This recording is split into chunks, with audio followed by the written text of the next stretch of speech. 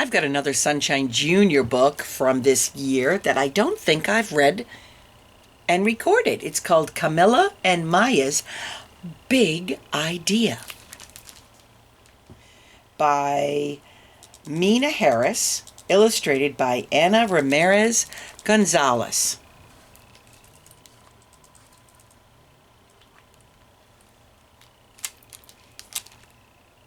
Oh, and look what's on the back. I wonder if this is a true story.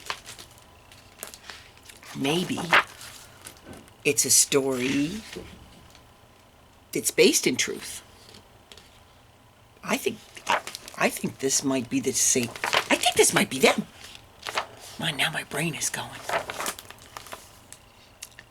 You know what should be out there? Camilla asked her sister Maya. Us? Said Maya. A slide, said Camilla. And a swing, Maya added. A playground, they shouted together. Camilla and Maya had an idea. It was a very good idea and a very big idea. They were going to need help. Wouldn't it be great if there was a playground in the courtyard? Maya said. That does sound nice, Mommy agreed. How can we make that happen? Camilla added. Well, I suppose the first step would be to ask the landlord, the person who owns this building. So, Camilla wrote a letter and Maya drew a picture, and they went to see the landlord to discuss their idea. The landlord thought about it for less than a second. I don't think so. No. That was not the answer they wanted, but they weren't ready to give up. That night, the sisters tried to think of ways to turn no into a yes.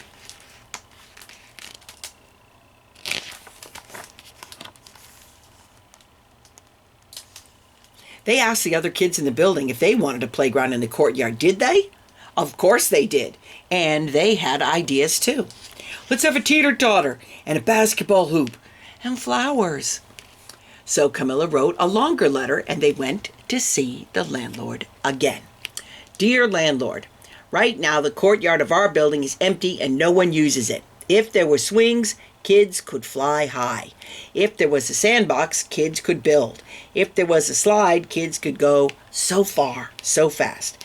Can you build it, please? The landlord thought about it for less than 5 seconds. A project this big is expensive. We don't have the money for that. Do your parents know you're here?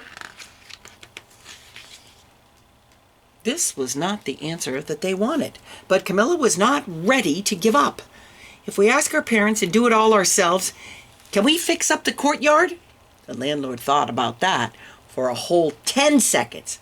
Finally, he shrugged. If you could do it yourselves, sure.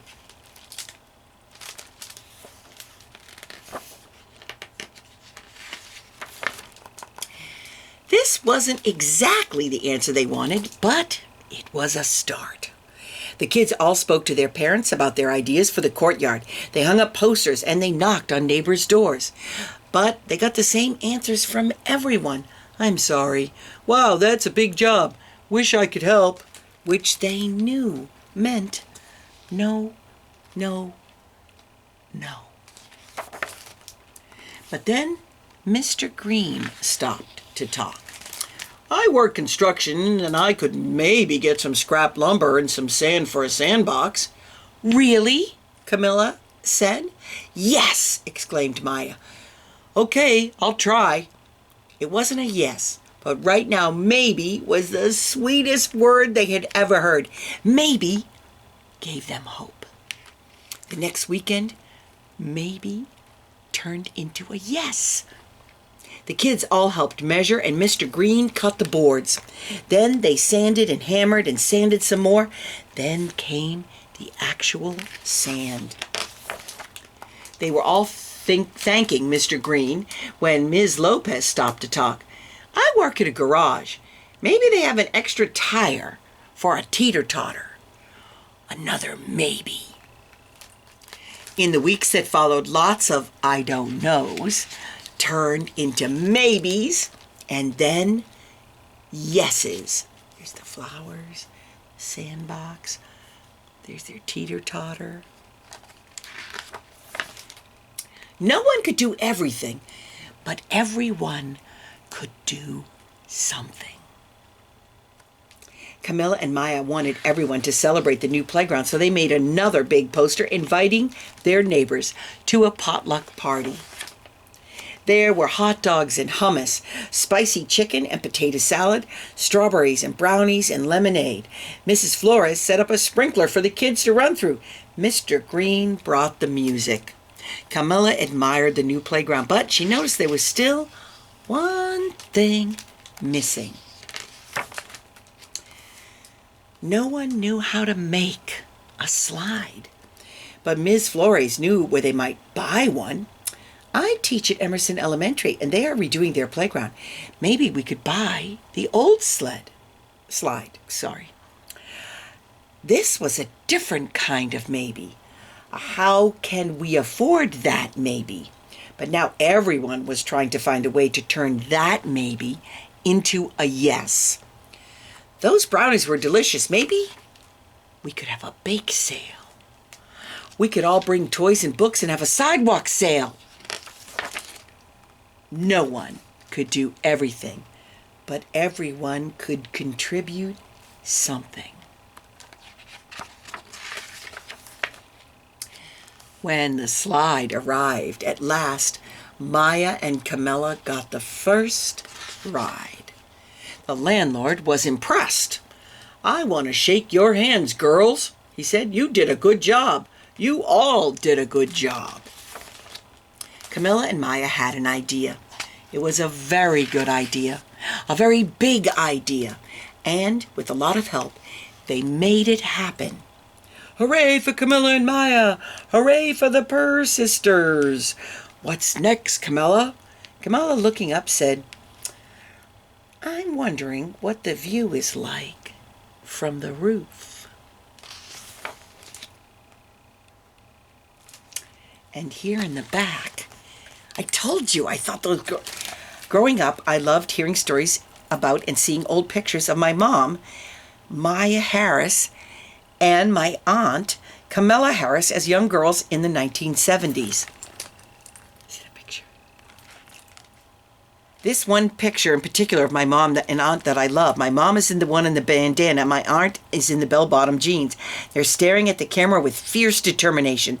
They look like they've just conquered the world. That's how I perceived them when I was younger. As I've gotten older, it's only become more true. They would go on to achieve great things, both as public interest lawyers dedicated to improving their communities. They always made sure I knew I could do anything too. They worked hard together to turn their unused courtyard in their apartment building into an area for kids to play. There they are. It was an early lesson in the power of organizing and an example of what my grandmother, Kamala Harris, a scientist and civil rights activist, always reminded us. Each of us have a part to play, no matter how small. By the time I had 2 daughters myself, I knew I had to write a book inspired by that story. This picture book is based on those events, but it incorporates fictional characters and details that draw on my own imaginative interpretation of what happened. I wanted to memorialize it not only for my girls, but for children across the world. I was so lucky to grow up with such strong female role models. My grandmother, my mother, and my aunt. I hope this book inspires a new generation of activists to know that they can be effective agents of change if they think creatively, engage their communities, and never, ever give up. What a wonderful message. There. I can see why that made it to the Sunshine List. Wow. Never, ever give up.